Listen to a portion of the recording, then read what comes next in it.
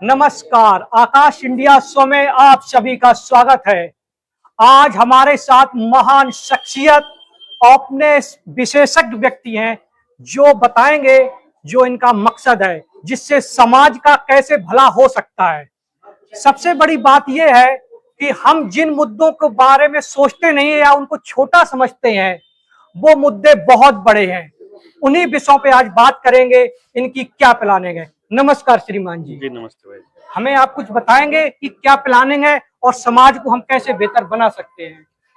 देखो, समाज का एक ढांचा है जिसमें अगर एक तबका किसी दूसरे तबके का शोषण करने लग जाए तो जी समाज गलत की तरफ जाना चालू हो जाएगा। बिल्कुल। अगर समाज का उत्थान करना चाहते हैं तो फिर ऐसी व्यवस्था बनानी पड़ेगी जिसमें किसी भी गतिविधि का फायदा लोकल लोगों को हो जी और उससे कंपनियों का जो भंडार है वो भरना बंद हो जाए और शिक्षा, स्वास्थ्य, न्याय, राजनीति, खेती और धर्म ये पूंजीवाद के शिकंजे से बाहर हो, मुक्त हो। जी जी खेत खेड़ा खाप की व्यवस्था वहां चालू हो, रोटी बेटी माटी जो है उसको सम्मान पूरा मिले और जल जंगल जमीन जानवर का जो अधिकार है वो लोकल लोगों के पास रहे। ये सबसे पहली जरूरत है इसकी। अच्छा, मैं एक प्रश्न करना चाहता हूँ।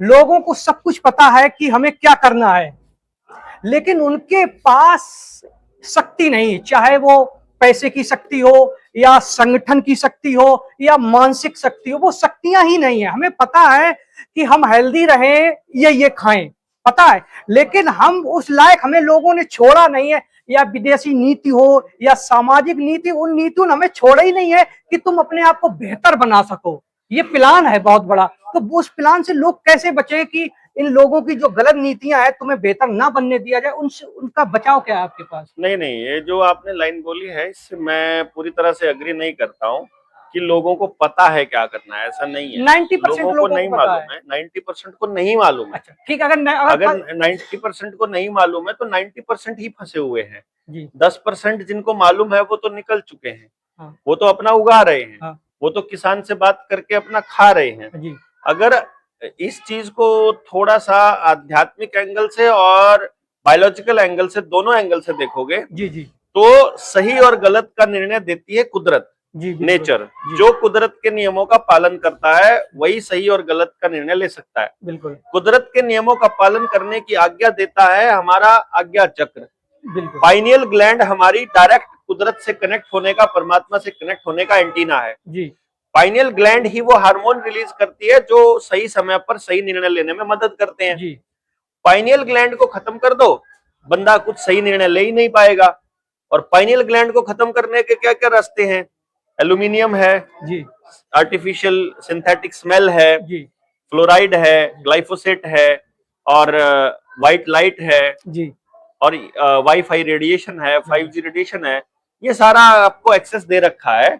यदि आप सचमुच इससे मुक्त होना चाह रहे हैं तो आपको इन सब चीजों से मुक्त होकर के अपनी ग्राउंडिंग करनी पड़ेगी, नंगे पैर रहना पड़ेगा, खेत में जाना पड़ेगा, गाय आधारित खेती करनी पड़ेगी, आपको केमिकल फ्री खाना खाना पड़ेगा, आपको ये सब चीजों की तरफ फोकस करना पड़ेगा और अपने आप से बाहर निकलकर समाज के किसी दूसरे व्यक्ति के प्रति अपना अपना जो दायित्व है, अपनी जो जिम्मेदारी है जी उसको जी निभा करके काम करना पड़ेगा। नहीं, बिल्कुल आप सच कह रहे हैं। हम ये जानना चाहते हैं कि व्यक्ति, जैसे गांव है, गांव में कोई व्यक्ति रह रहा है, उसे पता है कि हम अपनी खुद की खेती करें, उसे पता है कि हम मिलजुल के रहें, लेकिन ऐसे ऐसे गांव में कुछ लोग ऐसे होंगे जो आपको ना तो आत्मनिर्भर होने देंगे और ना ही आपको संगठित होने देंगे। कुछ ऐसे लोग होते हैं और जिसके कारण मैंने खुद अनुभव किया है, आपको कहीं ना कहीं परेशान करते रहते। वो ऐसा क्यों करते हैं। देखिए, सही रास्ता पे चलना पहाड़ पे चढ़ने के जैसा है और उनका जो काम है वो आपको नीचे खींचना गुरुत्वाकर्षण की तरह है। बिल्कुल तो बिल्कुल। जब आप ऊपर की तरफ जाएंगे तो नीचे के फोर्स भी काम करेंगे ही करेंगे, ये तय है। नंबर दो, ये धरती जो है या ये दुनिया या ये ब्रह्मांड, जी ये सृष्टि, जी ये चलती है, सिद्धांत है जो जिस सिद्धांत पे चलती है वो है बैलेंस का सिद्धांत। जी जी जी अगर बैलेंस नहीं है जी और पूरा संपूर्ण कंप्लीट बैलेंस नहीं है जी जी तो पॉसिबल नहीं है। इसका मतलब क्या होगा कि एक तरफ जहां अच्छाई होगी वहां बुराई पैरेलल में चलेगी। किसी जगह पर बुराई ज्यादा पनप रही है तो किसी दूसरी जगह पर अच्छाई ज्यादा पनप रही होती है। तीसरी बात जो आपने कहा कि उसको मालूम है कि संगठित रहना चाहिए। यदि उसे मालूम होता तो वो रहता। जो टीवी प्रोग्राम्स हैं, नैनो पार्टिकल्स के थ्रू प्रोग्रामिंग है, जो ट्रांस ह्यूमनिज्म है, 5G की रेडिएशंस है, पाइनियल ग्लैंड पे जो अटैक है, जी बिल्कुल। ये आदमी के सबकॉन्शियस माइंड को इस लेवल तक अफेक्ट करती हैं कि आदमी जानते हुए भी निर्णय सही नहीं ले पाता, वो उसके कंट्रोल में रहती है टोटली। तो इस तरह से जो ह्यूमन ब्रेन के कंट्रोल का जो प्रोग्राम है, जो CIA का 1939 का प्रोग्राम है, 65 का प्रोग्राम है, 70s का प्रोग्राम है, वो जब पब्लिक में जब आए थे तब मालूम पड़ा था कि कितने मनोवैज्ञानिक एक्सपेरिमेंट्स लोगों के साथ हो रहे हैं। तो ये उन्हीं के परिणाम है कि आदमी सही निर्णय नहीं ले पा रहा। अच्छा, एक चीज मैं बताऊं आपको कि क्या है, जैसे मैं माना कि मेरी फैमिली है और मैं चाहता हूं मेरी फैमिली संगठित रहे और स्वस्थ रहे, लेकिन क्या है पंगा वहां पर कि हम उन्हें समझा नहीं पाते। ऐसे क्या आप कोई 2-3 तरीके बताएंगे जिससे कि हम अपनी फैमिली को पूरी तरीके से समझा सके कि संगठित में रहने के फायदे हैं, अच्छा खाना खाने के फायदे हैं, और कई ऐसी चीजें हैं जो हम उन्हें मनाना चाहें लेकिन अपनी बात उन्हें साबित नहीं कर सकते कि हम अच्छे व्यक्ति हैं। आपके पास कोई ऐसी टेक्निक है, आपके पास कुछ ऐसे तरीके हैं जो आपने आपको सिद्ध कर दें कि हम आपके लिए बेहतर सोच रहे हैं, आप मेरी बात मानो? कुछ है प्लान ऐसा आपके पास? नहीं, ये एक्चुअली स्टेटमेंट ही गलत है कि हम किसी के लिए बेहतर सोच रहे हैं, इसको हमें सिद्ध करना है।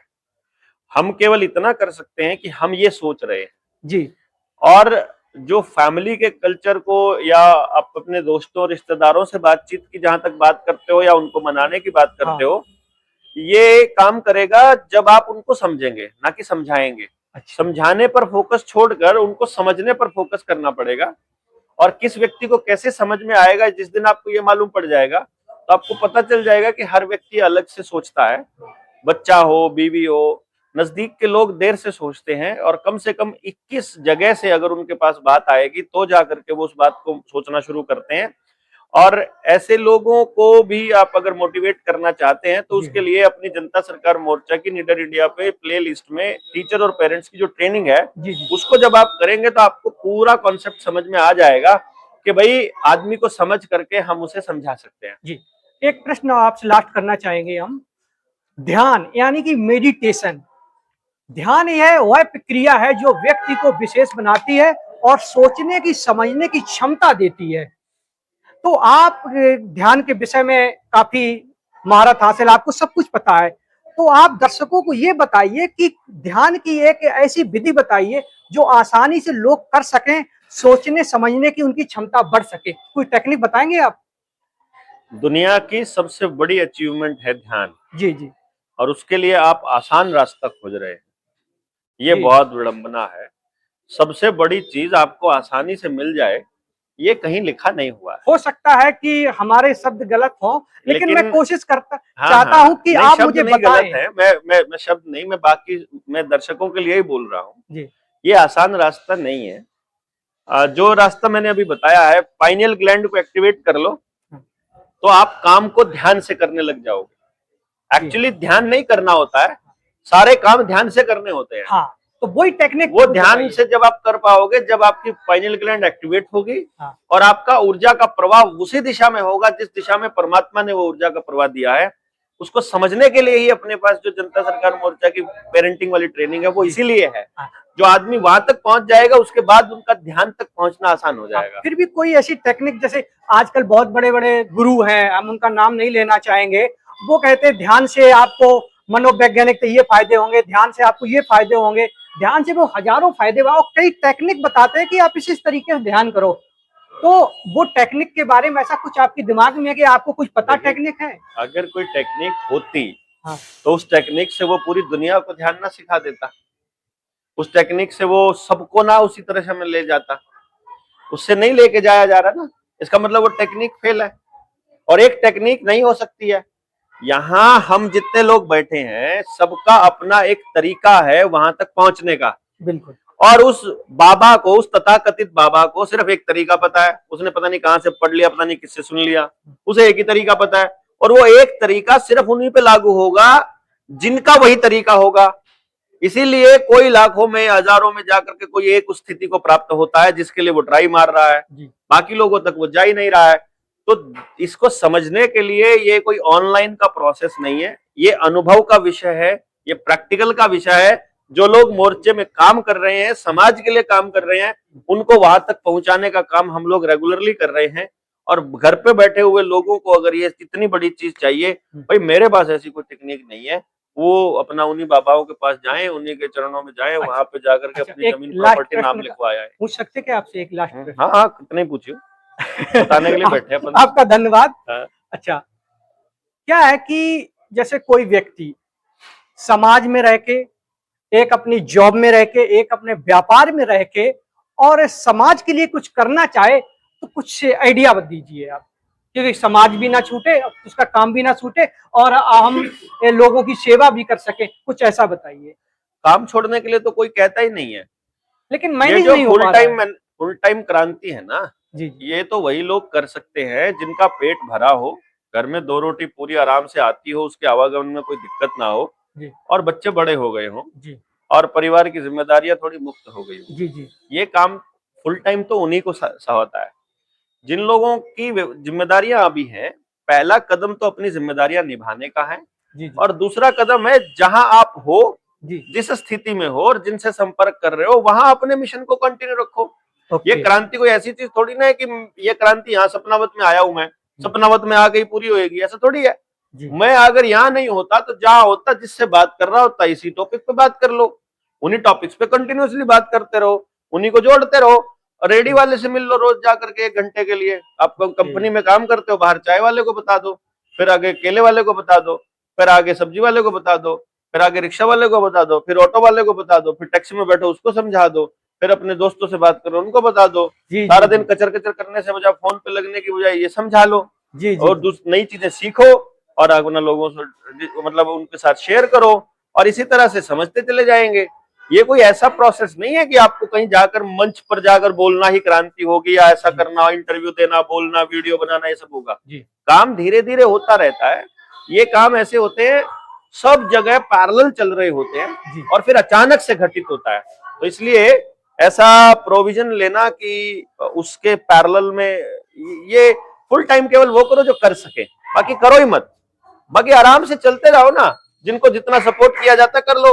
आप एक काम कर लो कि नौकरी कर रहे हो, पैसा कमा रहे हो, तो जो फुल टाइम कर रहा है कोई बच्चा क्रांतिकारी, उसको स्पॉन्सर कर दो, उसका ट्रैवल स्पॉन्सर कर दो, उसका खाना स्पॉन्सर कर दो, उसका रहना स्पॉन्सर कर दो। वो एक क्रांतिकारी आपकी जगह वहां काम कर रहा है, आप उधर भी समझा रहे हो, एक क्रांतिकारी को स्पॉन्सर भी कर रहे हो। इतने सारे तरीके हैं जो समाज में अपने अपने हिस्से का योगदान दे सकते हैं, और कोई फिक्स चीज जो है वो इसमें नहीं बता सकते कि ये कैसे किया जाए। तो हर जगह जहाँ हो, भाई बस में होता हूँ मैं, बस में बोलने लग जाता हूँ, प्लेन में होता हूँ वहां बोलना, ट्रेन में होते हैं वहां सबको इकट्ठे कर लेते हैं, सड़क पे खाली बैठे हैं, थोड़ा पता है किसी का इंतजार कर रहे हैं, 15 मिनट लगेगा, 15 मिनट में 4 लोगों को समझा दो बैठ के। बहुत अच्छे आपने विचार दिए। तो कुछ हमें दर्शकों को जरूरी बात बताना चाहेंगे आप अपने अनुभव से, जो मुझे नहीं पता, मैं पूछ पा रहा हूँ, तो कुछ बताना चाहेंगे आप? हाँ, ये बताना चाहूंगा कि रात का खाना छोड़ दो, लेट खा रहे हो तो दिन छिपने से पहले खा लो तो बहुत बढ़िया है, और सुबह जल्दी उठो, ठीक से फ्रेश हो, फ्रेश होने के बाद ही पाइनियल ग्लैंड काम करना चालू करेगी, नहीं तो पेट में गैस बनी रहेगी, वो पेट की गैस पूरे देश को नुकसान करेगी। बहुत बहुत धन्यवाद। जय हिंद। बहुत बहुत धन्यवाद। आकाश इंडिया शो में श्रीमान जी ने समय दिया हमें, इनके हम सदा आभारी रहेंगे। मेरी शुभकामनाएं हैं कि जो ये सोचे वो ब्रह्मांड इनका सहयोग करे। बहुत बहुत धन्यवाद। धन्यवाद।